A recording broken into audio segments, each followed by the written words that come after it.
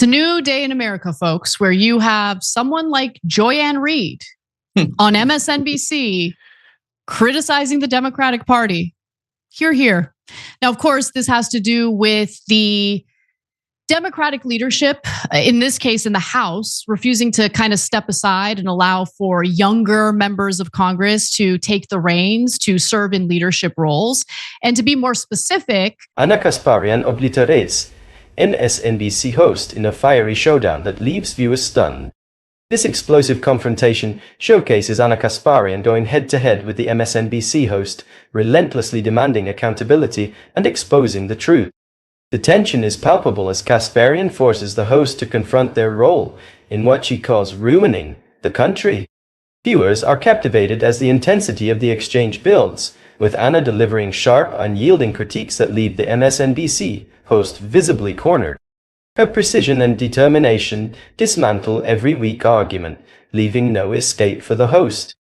Fans are hailing this as one of Ana's most commanding performances, calling it a defining moment of truth-telling in front of a live audience. As the confrontation goes viral, the internet is ablaze with reactions. Clips of Kasparian forcing the host to admit the damage caused are being shared across social media, igniting fiery debates about responsibility, accountability, and the broader cultural impacts at stake. This unforgettable clash is being celebrated as a masterclass in debate, with Ana Kasparian's unapologetic approach resonating with viewers across the political spectrum. Don't miss the must-watch moment where Ana Kasparian forces the MSNBC host to face the truth in a showdown that's become one of the most talked-about events online. I think the party needs to concede, retire, enjoy the rest of your life. What is about this? Let them be This leadership. gerontocracy seems like it's intractable. Why not have an AOC and a Jasmine Crockett who, quite frankly, are never scared? Never. Of Donald and can Trump or communicate Republicans. with regular people about regular things. I mean, AOC and Jasmine Crockett are probably two of their best communicators. We need messengers to make sure that people are paying attention to all these hearings on Capitol Hill, to communicate to voters. I don't agree with what Bernie Sanders said, that we've abandoned the working class people. No. We actually are the party of working class people. It's a new day in America, folks, where you have someone like Joy-Ann Reid on MSNBC criticizing the Democratic Party. Hear, hear. Now, of course, this has to do with the Democratic leadership, in this case in the House, refusing to kind of step aside and allow for younger members of Congress to take the reins, to serve in leadership roles. And to be more specific, this week we learned that while AOC, Representative Alexandria Ocasio-Cortez, was trying to win a leadership role in the House Oversight Committee, Nancy Pelosi was behind the scenes whipping up votes against her to ensure that a more moderate Democrat, Representative Jerry Connolly, who's 74 years old and is currently suffering from cancer, would be named the leader, Democratic leader of this committee instead. And so I'm real curious to get your thoughts, Waz, because for the most part, I mean, I agreed with what, Joy Reid was saying, and I don't agree with her often these days. I rarely agree with Joy-Ann Reid when it comes to what the Democrats are doing or what they should be doing and what's right and what's wrong. But I think it's obvious that everybody understands this gerontocracy situation is bad. It's bad for business. Like, this idea that you can be dynamic and reach a mass audience. The Democratic Party faces significant criticism for its preference for older, established leaders like Nancy Pelosi and Jerry Connolly, which has sidelined younger, progressive voices such as Alexandria Ocasio-Cortez. This adherence to seniority and traditional protocols is seen as a barrier to introducing fresh ideas and effectively engaging with younger voters. Nancy Pelosi's deliberate efforts to block AOC's leadership ambitions in favor of more moderate, older candidates highlight a broader struggle for control within the party. This approach is viewed as prioritizing the preservation of entrenched power structures over the promotion of leaders and policies that resonate with the evolving priorities of Democratic voters, reflecting a leadership style that many see as disconnected from the needs of the party's future base. You got to have more progressives in the caucus so that, these freaking corporate, moderate, centrist, whatever euphemism we want to call these Democrats, so that we can actually defeat them. That's such a great point, Waz, because so far AOC has tried the approach of cozying up to people like Nancy Pelosi, calling her mama bear, complimenting her. She came in, she got voted into Congress to fight the Democratic establishment. And in the very beginning, she did. But she caved to them pretty quickly. And look, I can imagine how uncomfortable it is to find yourself in a workplace that's incredibly hostile toward you, but that's what you got voted in for. And so no one is going to hand her a leadership position, because right now, the standard operating procedure for the Democratic Party in Congress is we have protocols. Seniority is the number one priority. You have to pay your dues and you have to wait your turn. And understand that's all about their own sense of entitlement. It's not about what is best for constituents, what is best in terms of securing policy wins that Democrats purport to want to pass.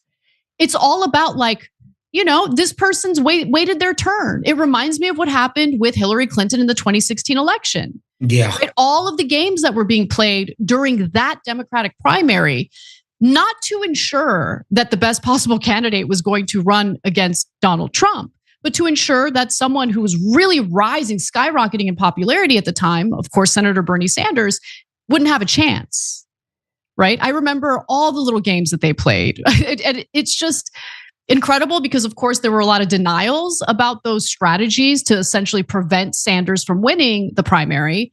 But then during this past election cycle, all of a sudden you have Democratic lawmakers who came out and just totally admitted it on cable news. Progressive leaders within the Democratic Party face significant hurdles in advancing their agenda and connecting with broader audiences. Our earlier strategy of attempting to align with establishment figures, such as calling Nancy Pelosi Mama Bear, is widely criticized as ineffective and counterproductive to her original mandate to challenge the status quo. This approach has highlighted the need for progressives to adopt a more assertive stance in confronting entrenched leadership. Moreover, there is a growing demand for progressive leaders to leverage media platforms strategically, amplifying their messages and rallying public support to exert greater pressure on the establishment. The Democratic Party continues to face criticism for its inability to adapt and learn from past electoral defeats, most notably the 2016 loss to Donald Trump. Despite clear evidence that change is necessary to engage and mobilize voters, the party's leadership remains resistant, clinging to older candidates and outdated strategies. This unwillingness to evolve reflects a broader issue of complacency and disconnect from the shifting priorities of the electorate, undermining efforts to build a stronger and more effective political platform for the future. Yeah, because it is. And dude, Pelosi needs to retire, but I think that Chris Hayes raises a super important question. Has the Democratic Party learned a damn thing from this past election? And I remember, before you answer, Waz, I remember having a conversation with Cenk behind the scenes in the lead up to the election, because I told him, I'm like, look, I know people are getting excited about some of this polling and stuff. I remember it was like after the Ann Seltzer thing came out. And I'm like, the Iowa joint? Yeah. Yeah, the Iowa poll. I'm like, no, I don't buy this poll at all. But in saying that, I was like, look, there's a possibility that if Democrats lose this election, it might wake them up and make them realize things need to change. It might force them into some self-reflection. It doesn't seem like that's happening, at least not with the leadership. It's definitely not. I don't know if you saw in the New York Times I think it was yesterday, where the DNC chair, the black dude, is like, well, actually, we had some down ballot wins and all isn't lost. And it's like, cope. You can't be serious. But to what Chris Hayes was saying, who, by the way, I always thought Chris Hayes was one of the few good ones at MSNBC. He's got some he's got some progressive instincts. I've never minded Chris Hayes, and so I'm not surprised that he's bringing this up. But you show that picture of Joe Biden and Nancy Pelosi, these people are so cooked. And what I love too about this is AOC, I think, is very illustrative of what's going on politically these days. I think these chart-wielding quants in the Democratic Party. They want to show you their chart and be like, well, actually, blah, blah, blah, blah, blah, blah, blah.